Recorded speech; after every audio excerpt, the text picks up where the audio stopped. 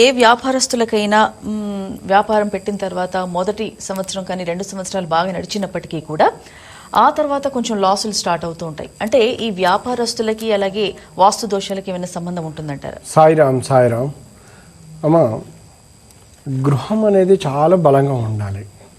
ఎందుకంటే గృహస్థుడు ఒక ఇల్లు ఉండొచ్చు అందులోనే, కానీ 10 వ్యాపారాలు ఉంటాయి.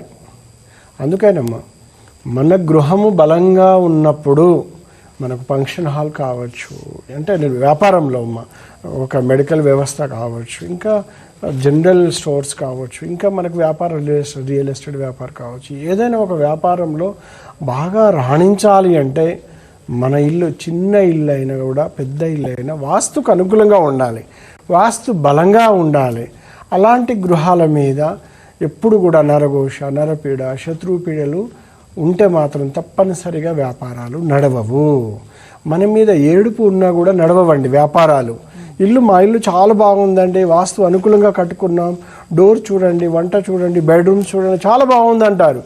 కానీ ఏడుపు అంటే నరుల వేడుపు వలన కూడా వ్యాపారాలు నడవక ఎంతోమంది బాధపడుతూ సతమతం అవుతూ సంవత్సరం 2-3 సంవత్సరాలు టైం వృధా అవుతుందండి. ఆ సమయాన్ని మనం తీసుకురాలేం. ఇటు వ్యాపారం ధనం నష్టం అవుతుంది, ఆర్థికంగా నష్టపోతాం.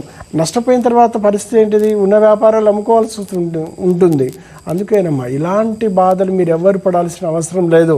ఇలాంటి సమస్యలు ఉంటే నేరుగా వచ్చి మా ఆఫీస్కి కలవండి, లేదంటే మమ్మల్ని పిలిపియండి.